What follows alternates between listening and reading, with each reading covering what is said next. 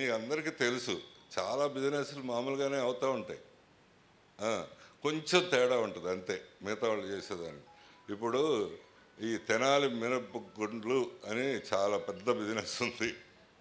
దాంట్లో మినపగుండ్లు ఏంది, ప్రతి వాళ్ళు మినుంది పండిస్తారు కదా, ప్రతి షాపులో ఉంటుంది కదా. దాంట్లో తెనాలి మినపగుండ్లు కానీ పిచ్చి అడ్వర్టైజ్మెంట్ ఉంటుంది.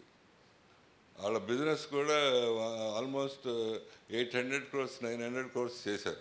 నన్ను ఏదో గెస్ట్గా పిలిస్తే నేను అడిగా, ఆ అబ్బాయి ఉన్నాడు అతను ఓనరు, ఏంటయ్యా నువ్వు ప్రత్యేకంగా పండిస్తావా, ఏం చేస్తావు, నువ్వు ఎందుకు అంత అడ్వర్టైజ్ చేస్తావు, నీకు ఎందుకు అంత బిజినెస్ ఉంది అని అడిగితే అతను చెప్పాడు, సార్ నేను క్వాలిటీ చూస్తాను, ఆ క్వాలిటీలో అది మంచిగా ఉండేట్టు చూస్తాను, అది నేను గ్యారంటీ ఇస్తాను, సో అందుకని నేను ఎక్స్పోర్ట్ కూడా చేయగలుగుతున్నాను అన్నాడు. క్వాలిటీలో మరి ఎట్లా చేస్తాను అన్నాడు.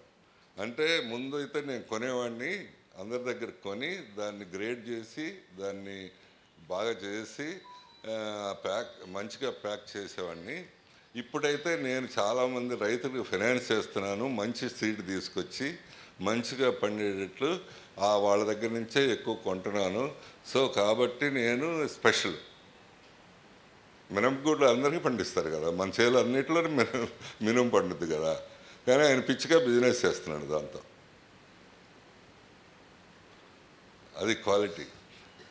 మీకు ఎవరన్నా హైదరాబాద్ టచ్ ఉంటే తెలిసి ఉంటుంది. సో ఒక ఆయన ఆల్మండ్స్ హౌస్ అని ఒకటి ఉంది, స్వీట్ షాప్, మీకు కొంతమంది తెలిసిండు.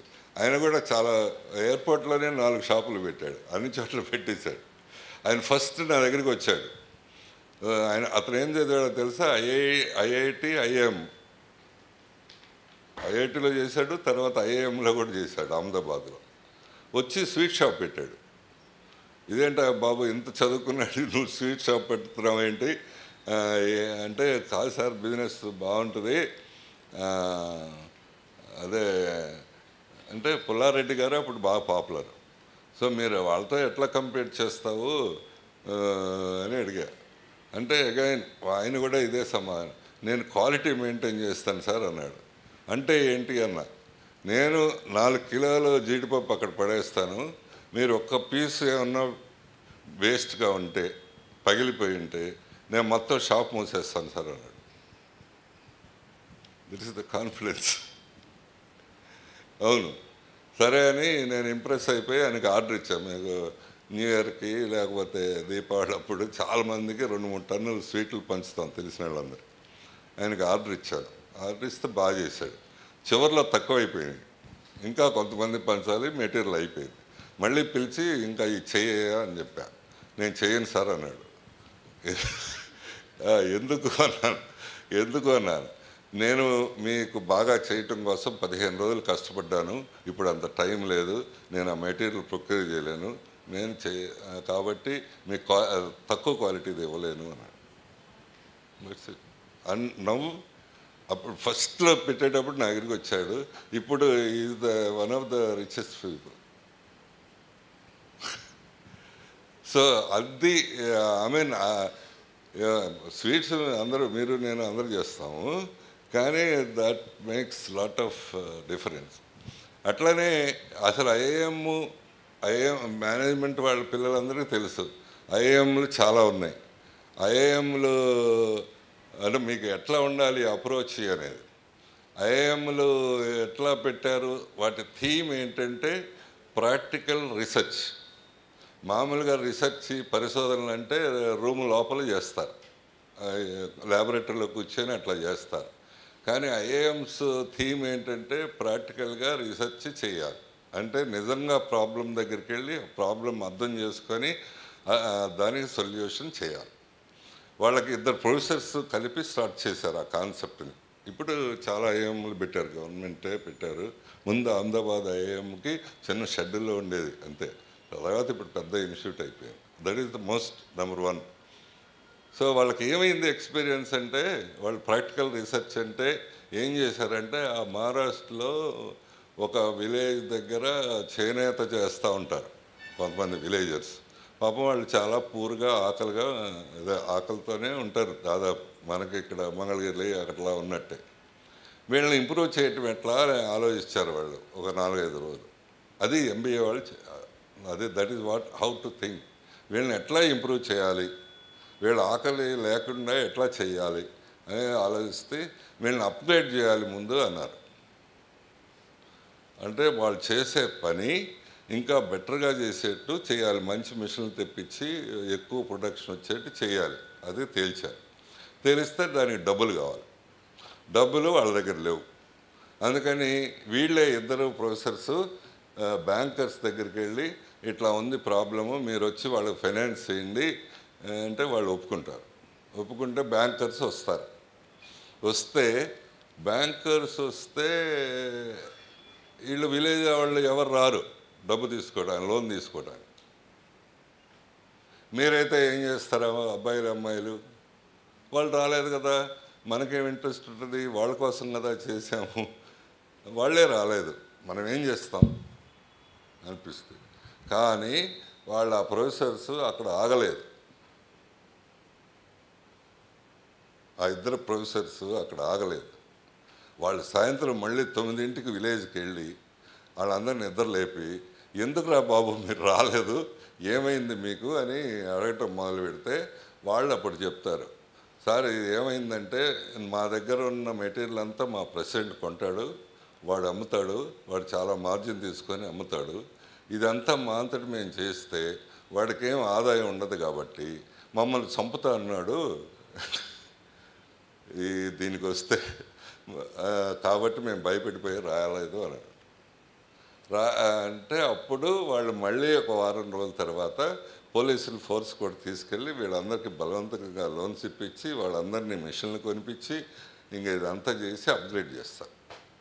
చేస్తే 3 yearsలో అందరూ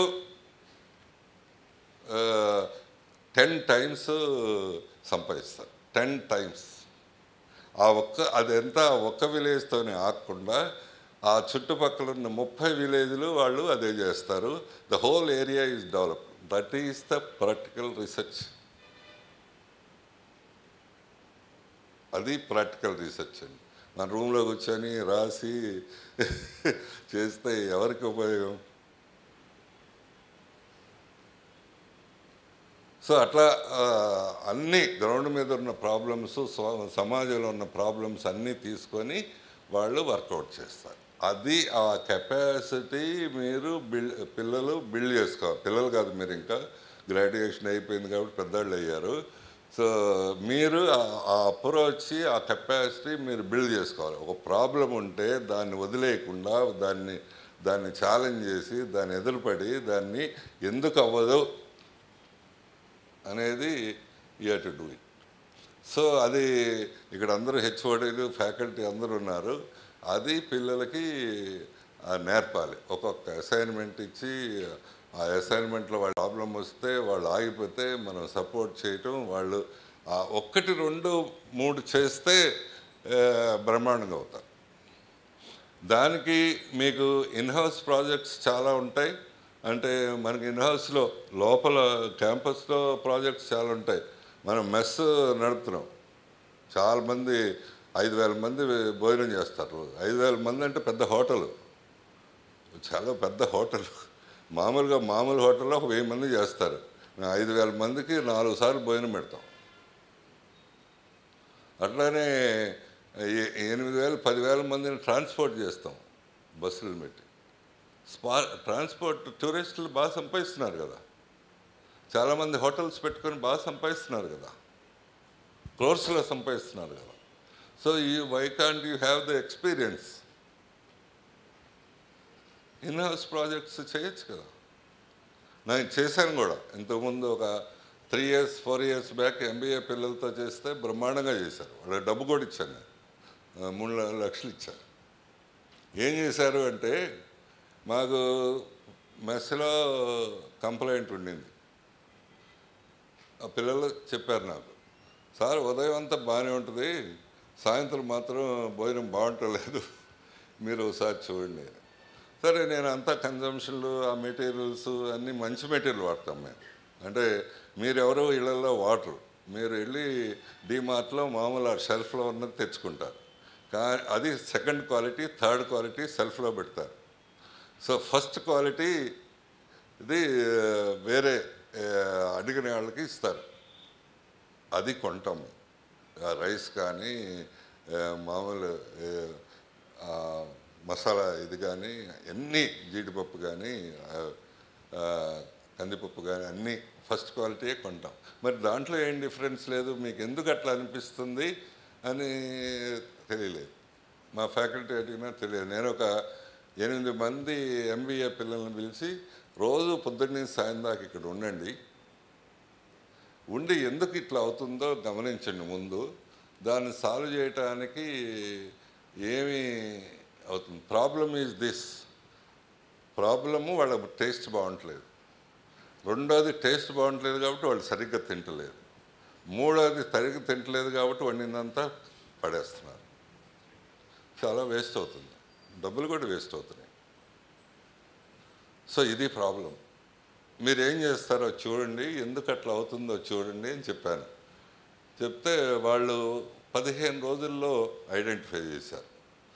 ఏంటి ప్రాబ్లం అంటే అందరూ రైటే, కానీ సో ఏంటి ప్రాబ్లం అంటే ఈ మా కుక్కలు 7ంటికి వండేసి అక్కడ అన్నీ వండేసి అక్కడ పెట్టి వెళ్ళిపోతారు.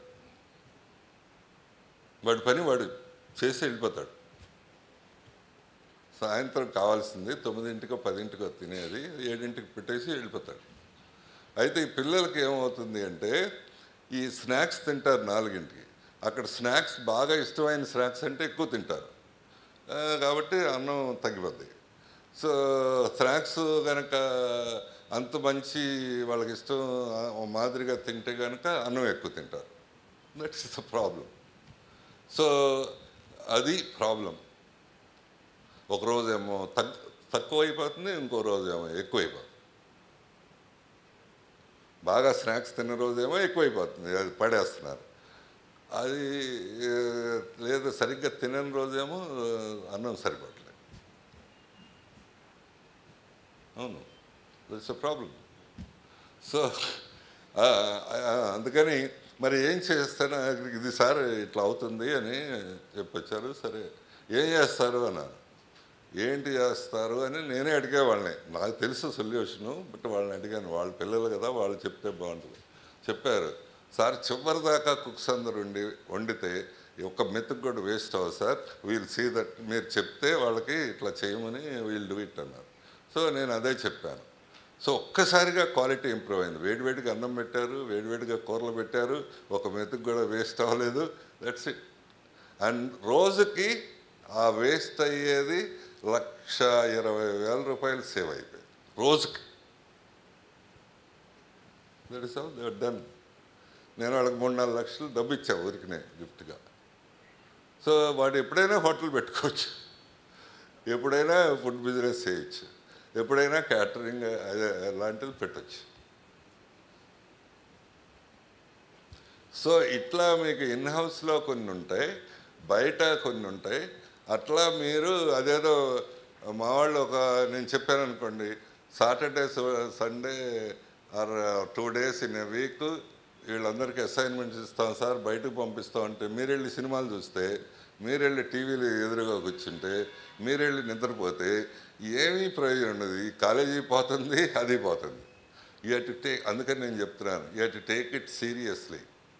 What ever the assignment they give it, అది దాన్ని అర్థం చేసుకోవటం, దానికి సొల్యూషన్ తీసుకురావటం చేస్తే అందరికీ పెద్ద పెద్ద ఉద్యోగాలు వస్తాయి.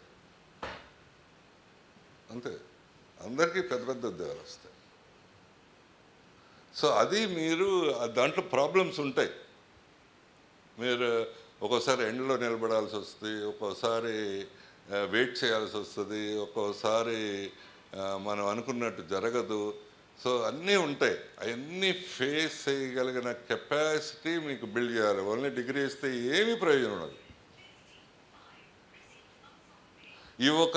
ఈ 2 సంవత్సరాల్లో ప్రతి వాళ్ళు ఒక 4-5 ప్రాజెక్టుల్లో ఇన్వాల్వ్ అయితే మీరు అసలు వేరే మనుషులు అయిపోతారు. నాకు 4 లక్షలు ఇవ్వండి, నేను దాన్ని 40 లక్షలు చేస్తాను 2 ఏళ్లలో అని అంటారు. లేకపోతే ఏదైనా ఉద్యోగం దగ్గరికి వెళ్ళినప్పుడు ఆ ఉద్యోగం దగ్గర నేను ఇంత మీకు హెల్ప్ చేయగలను, ఇంత ఆదాయం చేసి పెట్టగలను, కాబట్టి నాకు ఇంత శాలరీ ఇవ్వండి అని మీరే డిమాండ్ చేయొచ్చు. నేను ఐఎస్బిలో బాగా ఎక్కువ 40 లక్షలు ఉంటుంది ఫీజు, కానీ వాళ్ళు చదువు ఐఎమ్ నాట్ హ్యాపీ. నేను ఇంటర్వ్యూ చేశాను 15-20 మందిని అట్లా మా స్కూల్స్లో అక్కడక్కడ పెడదామని. చేస్తే వాళ్ళకి బేసిక్ థింగ్స్ అడిగాను. అదే ఇండియాలో ఎడ్యుకేషన్ సిస్టమ్స్ ఎన్ని ఉన్నాయి ఏదంటే వాళ్ళకి రాదు. ఎడ్యుకేషన్ ఇన్స్టిట్యూట్కి వెళ్ళినప్పుడు తెలుసుకొని రావాలి, రాదు. సర్లే పని, మీకు ఎంత జీతం కావాలంటే 50 లక్షలు కావాలన్నారు సంవత్సరానికి. ఫైన్, నేను ఇస్తాను. నువ్వు 50 లక్షలు నేను ఇస్తే 55 లక్షలు నాకు ఎట్లా సంపాదిస్తావో చెప్పు, అప్పుడు ఇస్తానని చెప్పు. అంతే కదా, నేను ఎందుకు ఇస్తాను ఊరికి? అట్లీస్ట్ నీకు 5 lakhs ఎక్కువ సంపాదిస్తాను సార్ నేను ఉంటే అని నువ్వు నన్ను కన్విన్స్ చేయండి. ఎవడు చేయరా సరిగ్గా. అదే ఊరికి చెత్తంతా చదువుకొని వచ్చారు. మరి ఎందుకు అడుగుతున్నావు 50 లక్షలు అంటే వాళ్ళు చెప్పిన అందరూ సుమారుగా మాటలు తేడాగా చెప్పిన ఆన్సర్ ఏంటంటే, నేను ఈ చదవటానికి 2 సంవత్సరాలు కలిపి 40 లక్షలు ట్యూషన్ ఫీజు కోసం అప్పు చేశాను సార్, అప్పు తీరాలి, అందుకని నా జీతం ఏంటి అంటారు. నీ అప్పు తీరటానికి నేను ఎందుకు జీతం ఇస్తాను, నాకేదైనా ఉపయోగపడతాయి కదా నేను ఇస్తాను అని. అండ్ అదర్ సైడ్ ఇట్లాంటి ఇన్స్టిట్యూటే ఉంటుంది, Tata institute of social science. వాళ్ళు బ్రహ్మాండంగా ఉంటారు, వాళ్ళు మీలాంటి వాళ్ళు. Tata institute of social sciences అని ముంబైలో ఒకటి ఉంది, హైదరాబాద్లో ఒకటి ఉంది. మీలాంటి వాళ్ళందరూ వాళ్ళు ఎట్లాంటి వాళ్ళు అంటే అగ్రికల్చర్ ఫ్యామిలీ నుంచి వచ్చిన వాళ్ళు, మిడిల్ క్లాస్ ఫ్యామిలీ నుంచి వచ్చిన వాళ్ళు, పెద్దగా ఇంగ్లీష్ రాదు, అట్లాంటి వాళ్ళు. కానీ ఆ 2 సంవత్సరాల్లో వాళ్ళు బ్రహ్మాండంగా తయారు చేస్తున్నారు, బాగా తయారు చేస్తున్నారు. వేరే ఇన్స్టిట్యూట్ అయినా గొప్ప చెప్పడానికి నాకేం అభ్యంతరం లేదు, బ్రహ్మాండంగా తయారు చేస్తున్నారు. వాళ్ళు చివరికి 2 ఏళ్లలో దే ఆర్ కాన్ఫిడెంట్, ఏదైనా చేయగలను, నేను సాధించగలను. వాళ్ళందరూ చిన్న ఫ్యామిలీ నుంచి వచ్చిన వాళ్ళు, తెలుగు అది వాళ్ళ హిందీలో అట్లా చదువుకొచ్చిన వాళ్ళు, ఇట్లాంటి వాళ్ళు అయినా బ్రహ్మాండంగా అవుతారు. అయితే దీన్ని అవ్వటానికి ఏం చేశారు వాళ్ళంటే, అదే మా స్టాఫ్ వీళ్ళందరూ ఉన్నారు కాబట్టి వాళ్ళ కోసం చెప్తున్నా, నేను మీకోసం కూడా చెప్తున్నా. వాళ్ళు ఏం చేశారు అట్లా అవ్వటానికి వాళ్ళంటే, వాళ్ళకి ఇచ్చిన అసైన్మెంట్లు అట్లాంటివి. ఉదాహరణకి ఎట్లాంటి 4 అమ్మాయిలకి ఒక అసైన్మెంట్ ఇస్తారు. మీరు ఈ స్కూలు గవర్నమెంట్ స్కూలు చెత్తగా పడిపోయింది, అక్కడ పిల్లలు లేరు, టీచర్లు లేరు, ఎవడూ లేడు, నడవట్ల. దీన్ని 9 నెలల్లో మీరు బాగు చేయాలి, చేసి రావాలి మా దగ్గర. అవును, వాళ్ళేం రోజు మన టాటా ఇన్స్టిట్యూట్ రాక్కర్లేదు, మీరు అక్కడే ఉండి ఆ విలేజ్లో నుండి ఇది చేసుకొని వస్తే మీరు పాస్ అయినట్టు దాదాపు. అంటే మామూలు థియరీ మాటలు ఉంటాయి, దాదాపు పాస్ అయినట్టు. వాళ్ళ అమ్మాయిలు ఏం చేశారు అంటే, ఆ ఊళ్ళో వాళ్ళందరి దగ్గరికి వెళ్ళి కన్విన్స్ చేశారు, మీ పిల్లల చదువు చాలా ఇంపార్టెంట్ కదా, అది అవ్వాలంటే ఈ స్కూల్ బాగుండాలి కదా, మీరే కంట్రిబ్యూట్ చేయండి, కొంచెం 500, 1000 అట్లా కంట్రిబ్యూట్ చేయండి అని చేసి కన్విన్స్ చేసి ఆ కంట్రిబ్యూషన్ తీసుకొని అక్కడ బెంచీలు లేకపోతే బెంచీలు ఏర్పాటు చేశారు, టాయిలెట్స్ లేకపోతే టాయిలెట్స్ ఏర్పాటు చేశారు. అట్లానే టీచర్ని కన్విన్స్ చేయాలి, మీరు రోజు రండయ్యా బాబు, మీకు జీతం వస్తుంది కదా, లేకపోతే మేము వాళ్ళకి రిపోర్ట్ చేస్తాం వీళ్ళకి రిపోర్ట్ చేస్తామని బెదిరించడం, కన్విన్స్ చేయడం చేశారు. 3వది ఆ పిల్లల్ని స్కూల్కి పంపించడం, వాళ్ళకి నేర్పాలి, అది చేశారు అందరితో. చేసి 50 మంది ఉన్న స్కూల్ని 9 నెలల్లో 800 మంది వచ్చేటట్టు చేశారు. దట్ ఈజ్ నేను అలా ఎక్స్పెరిమెంట్ అంతా చూసి దడామని ఉద్యోగం ఇచ్చాను. అవును, అదంతా వాళ్ళు డిస్క్రైబ్ చేస్తే, అట్లానే ప్రైమరీ హెల్త్ సెంటర్ బాగుండదు ఏ విలేజ్లో, దాన్ని బాగు చేసిరండి, లేకపోతే ఇంకొక సఫర్ అవుతున్నారు దాన్ని బాగు చేసిరండి. ఇట్లాంటి అసైన్మెంట్స్ మీరు కూడా తీసుకోవాలి. మీరు బాగా అవ్వాలి, మీకు ధైర్యం రావాలి, నేను ఏదైనా చేయగలనని ధైర్యం రావాలి అంటే. సో అది ఎనీథింగ్ వాళ్ళు ఏం చేస్తాను నేను అంటే, ఆ పిల్లలు బ్రహ్మాండంగా చేస్తారు. నేనేం చేస్తానంటే మాకు చాలా స్కూల్స్ ఉన్నాయి హైదరాబాద్లో. ఈ పేరెంట్స్కి స్కూల్కి మధ్యలో వాళ్ళు ఉంటారు. ప్రతిరోజు వాళ్ళు ఒక 30-40 మంది పేరెంట్స్తో మాట్లాడతారు. మాట్లాడి మీ పిల్లాడు సంతోషంగా ఉన్నాడా లేదా, చదువు బాగా చదువుతుందా లేదా, టీచర్స్ బాగా చేస్తున్నారా లేదా, ఇవన్నీ అడిగి స్కూల్కి ఫీడ్ చేస్తూ ఉంటారు. ఆ ప్రిన్సిపల్కి వాళ్ళకి చెప్తూ ఉంటారు. అట్లనే ట్రాన్స్పోర్ట్లో బస్సులో ఏమైనా అసౌకర్యం ఉందా, ఎన్ని రోజు అడిగి.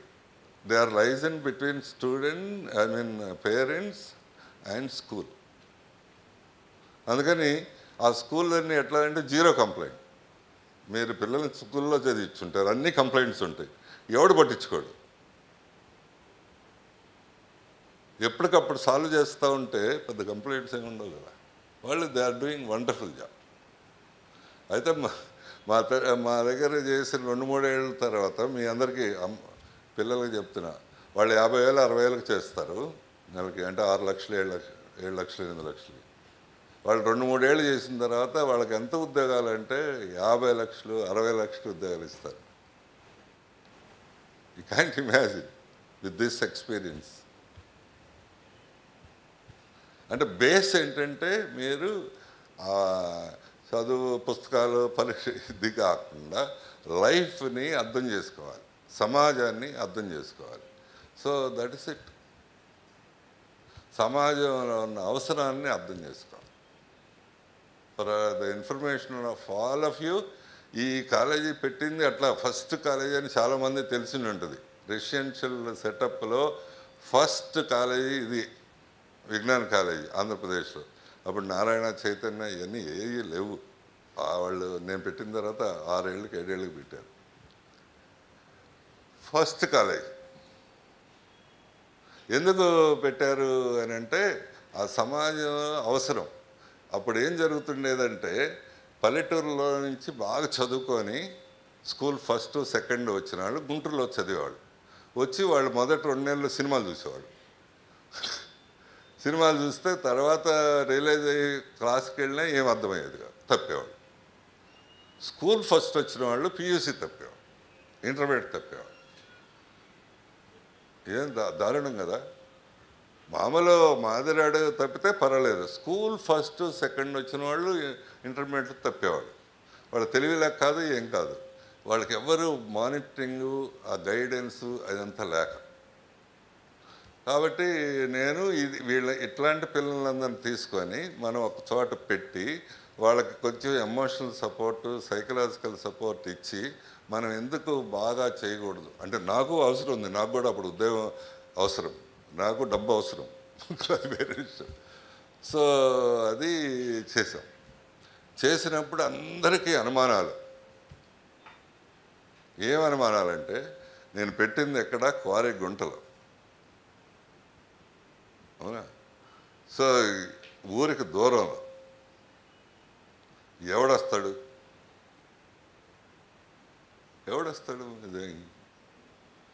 నా కాంపిటేటర్స్ ధన్ గారు లాంటి వాళ్ళు కూడా నన్ను నిలదీసి అడిగేవాళ్ళు, నువ్వు ఎంత బిల్డింగ్లు కట్టినా ఏసీ కాలేజీ హిందూ కాలేజీ కంటే పెద్ద బిల్డింగ్లు కట్టలేవు, లేకపోతే అక్కడ ఉన్న టీచర్ల కంటే పెద్దవాళ్ళని తీసుకురాలేవు, అంతే కదా. అక్కడేమో 150 రూపాయలకి చెప్తున్నారు, నువ్వేమో 3,000 కలెక్ట్ చేస్తానంటావు. ఇది ఎట్లా సాధ్యం? పిల్లలకి చెప్తున్నా, ఇట్ ఈస్ అన్ అసైన్మెంట్. ఎట్లా సాధ్యమవుద్ది అసలు? అంతకంటే పెద్ద బిల్డింగ్లు ఉండవు, అంతకంటే మంచి టీచర్లు ఉండవు. ఆ ఫీజు ఏమో అక్కడ 150 రూపాయలు 130 రూపాయలు, ఇక్కడేమో 3,000 రూపాయలు. ఎట్లా సాధ్యమవుతుంది? ఇట్ ఈజ్ ఇంపాసిబుల్ థియరిటికల్లీ కదా. థియరిటికల్గా పుస్తకాల ప్రకారం ఆలోచిస్తే ఇంపాసిబుల్. కానీ నేను ధన్ గారికి ఒకేసారి, ఆయన బాగా నాకంటే పెద్దారు, నాకు బాగా ఇష్టం, అది వేరే విషయం. సో ఆయనకి ఒకటే సమాధానం చెప్పారు, సార్ నేను వీటన్నిటికీ వేడివేడిగా సమాధానం చెప్పలేను, కానీ ఒకటే చెప్తున్నా, ఇది సర్వీస్ సెక్టార్. ఈ సర్వీస్ సెక్టార్లో ఎప్పుడైనా ఒక 10% పక్కన వాళ్ళ కంటే బెటర్గా ఉంటే అది బాగా అవుద్ది. ఉదాహరణకు మీరు చూడండి, మన గుంటూరులో చాలామంది పల్లెటూరు నుంచి వచ్చి పాలు అమ్ముకొని కూరగాయలు అమ్ముకొని ఇంటికి వెళ్తారు. ఇంటికి వెళ్ళేటప్పుడు 2 బస్సులు ఉంటే ఒకటేమో మామూలు బస్సు, ఒకటేమో నాన్ స్టాప్ ఉంటే నాన్ స్టాప్ ఎక్కుతారు. ఎందుకు వాళ్ళ ఇంటి దగ్గర చాలా అర్జెంట్ పని ఉందంటే అది కూడా ఉండదు, కానీ ఎందుకో నాన్ స్టాప్ తొందరగా వెళ్ళాలని ఎక్కుతారు, అంతే అంతే. సో కాబట్టి ఇప్పుడు 35% వస్తున్నాయి స్టేట్ యావరేజ్ రిజల్ట్. నేను కనీసం 60% తెప్పిస్తా, కాబట్టి ఇట్ విల్ బి డన్ అని చెప్పి అనేది అంతే కదా. ఇప్పుడు మీకు కూడా చాలాసార్లు ఎక్స్పీరియన్స్, డాక్టర్లు వరుసను పెట్టుకొని ఉంటారు క్లినిక్లో. ఒక డాక్టర్ ఇంకో డాక్టర్కి డిగ్రీలో ఏం తేడా ఉండదు. తేడా ఏముంటుందంటే ఒక డాక్టర్ చక్కగా మాట్లాడతాడు, సరే కూర్చోమంటాడు, నవ్వుతూ ఉంటాడు. ఆయన దగ్గర అందరూ అక్కడే ఉంటారు. రెండో పక్కన ఉన్న ఆయన దగ్గరే ఎవడు ఉన్నాడు, కొద్దిగా డిఫరెన్సే. ఆయన కొద్దిగా నవ్వుతాడు, మంచిగా మాట్లాడతాడు, దట్స్ ఇట్. సో అట్లా మీరు కూడా సమాజానికి సంబంధించిన ఇష్యూస్ ఏమున్నాయి, మా ఫాదర్ వాళ్ళు ఏమి ఫేస్ అవుతున్నారు, మా మదర్ వాళ్ళు ఏం ఫేస్ అవుతున్నారు, సో దీన్ని ఎట్లా సాల్వ్ చేయొచ్చు, దీన్ని ఎట్లా బిజినెస్గా మార్చచ్చు, ఇవన్నీ మీరు ఆలోచించగలిగితే you will be big people. మీరు నాకంటే కూడా 10 ఏళ్లలో గొప్పవాళ్ళు అవ్వచ్చు. అవును, నేను వీరికి పిచ్చిగా చెప్పట్లేదు, నాకంటే కూడా గొప్పవాళ్ళు అవ్వచ్చు. రెడ్ బస్ అనే అబ్బాయి అన్నాడు కదా, రెడ్ బస్ అనేది విని ఉంటారు మీరు. ఆ అబ్బాయి నా దగ్గర చదువుకున్నాడు. వాడు ఏం చేశాడు అంటే, ఆ అబ్బాయిది నిజామాబాద్, హైదరాబాద్ నుంచి నిజామాబాద్ వెళ్ళాలి, వాళ్ళ నాన్నగారి బర్త్డే నెక్స్ట్ డే. అయితే బస్సులో వెళ్ళాలి. బస్సులో వెళ్ళడానికి బస్సు వాళ్ళు అందరిని అడిగితే టికెట్లు లేవన్నారు. మీరైతే ఏం చేస్తారు? లేవు, మనం ఏం చేస్తాం? ఆపేసుకుంటాం, లేకపోతే ఎవడన్నా లిఫ్ట్ ఇస్తానో స్కూటర్ మీద తీసుకెళ్తానంటే ఏదో వెళ్తాం కదా, అంతే కదా మనం చేస్తాం. వాడేం చేశాడు? అది ఆగలేదు, వాడు అక్కడ ఆగలేదు. వాడు ఆ తర్వాత రాత్రంతా మేలుకొని ఆ నిజామాబాద్ వెళ్ళి అన్ని బస్సులు చెక్ చేశాడు, నిజంగా సీట్లు లేవా అని. అన్ని బస్సుల్లో సీట్లు ఉన్నాయి. ఆ విషయం ఓనర్లకు తెలియదు, ఎందుకంటే కొన్ని క్యాన్సిల్ అయినాయి, కొన్ని ఇంకోటి అయినాయి, కొన్ని ఆ ఓనర్లకు తెలియదు, ఆ బస్సు డ్రైవర్లకు తెలియదు, జనాలకు తెలియదు. అవును, ఎవరికి తెలియదు. కాబట్టి నేను ఎందుకు ఒక యాప్ డెవలప్ చేయకూడదు అని మొదలుపెట్టాడు. ఏ బస్సులో ఎన్ని సీట్లు ఉన్నాయి, ఎంత రేటు, ఎన్ని యాప్లో, దాన్నే రెడ్ బస్ యాప్. అబ్బాయి ఇదంతా 4 ఇయర్స్లో చేశాడు. కంపెనీ అమ్మేశాడు 2400 కోట్లకి. మరి నాకంటే ధనవంతుడే కదా. 2000. అవును, అది పీపుల్ ప్రాబ్లం, ప్రజల సమస్య అది.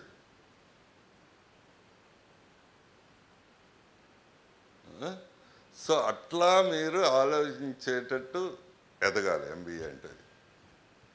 అవును, అట్లానే మా లైవ్ ఎగ్జాంపుల్, మీరు దాంట్లో కూడా ఇన్వాల్వ్ అవ్వచ్చు. మా గౌరీ శంకర్ అడ్మిషన్లు చేస్తూ ఉంటాడు. సో అంతకుముందు స్లోగా నడుస్తుండే ఆయన ఎంబీఏ. ఆయన వచ్చిన తర్వాత ఫట ఎందుకు ఏం చేశాడు ఆయన అంటే, మామూలుగా అంతకుముందు ఇక్కడికి వచ్చిన వాళ్ళకి కొద్దిగా కూర్చోబెట్టి అడ్మిషన్ ఇవ్వటం, అట్లా కాదు, ఈయనే జనానికి అప్రోచ్ అవ్వటం మొదలుపెట్టాడు. ఈయనే జూమ్ మీటింగ్స్ పెట్టి మా డిపార్ట్మెంట్ ఇట్లా పనిచేస్తుంది, మా కాలేజ్ ఇట్లా పనిచేస్తుంది అంటే. ఇంతకుముందు సింపుల్గా జరిగింది ఏంటంటే, ఇంతకుముందు పీపుల్ కాలేజీ దగ్గరికి వచ్చారు. ఈయన ఏం చేశాడంటే కాలేజీని పీపుల్ దగ్గరికి తీసుకెళ్ళాడు, కాలేజీని జనం దగ్గరికి తీసుకెళ్ళాడు. That's all the difference. ఇదే కాలేజీ, ఇదే మనుషులు, ఇదే చైర్మన్, ఇదే ప్రొఫెసర్లు. The whole difference is that ఇంతకుముందు అందరూ కాలేజీకి వచ్చి చూసుకొని అడ్మిషన్ చేశారు. ఈయనేమో మా ల్యాబొరేటరీలు ఇట్లా, మా క్లాస్ రూమ్లు ఇట్లా, మా టీచర్లు ఇట్లా అని కాలేజీనే జనం దగ్గరికి తీసుకెళ్ళిపోయాడు. That's it. The problem is solved. అయ్యాయి అప్పుడు కూడా చాలా స్లోగా ఉండేది, ఇప్పుడేమో వద్దన్న కొంది చేరుతున్నారు. మా అన్ని సీట్లు అయిపోయినాయి అని రోజు అదే పాట. This is all the difference. ఏముంది, ఒక మనిషి చేశాడు ఆ పని, ఒక్క మనిషి చేశాడు ఇంత కాలేజీకి. So I hope and I wish that you have to develop that kind of leaders. మీరు అందరూ పెద్ద పెద్ద లీడర్స్గా ఎగ్జిక్యూటివ్గా ఎదగాలి. అట్లా ఎదిగేటట్టు మా హెచ్ఓడి సరిత, అందరూ ఎంఐ అరుణ, అందరూ కలిపి మిగతా ఫ్యాకల్టీ అందరూ కలిపి చేస్తారు. గొప్పగా ఏదో నా 3,00,000 ఉద్యోగం కాకుండా పెద్ద పెద్దగా ఎదగాలని మనస్ఫూర్తిగా ఆశిస్తూ, మీ ఇంతసేపు ఓపిక బట్టి విన్నందుకు మరీ ధన్యవాదాలు. నమస్కారం.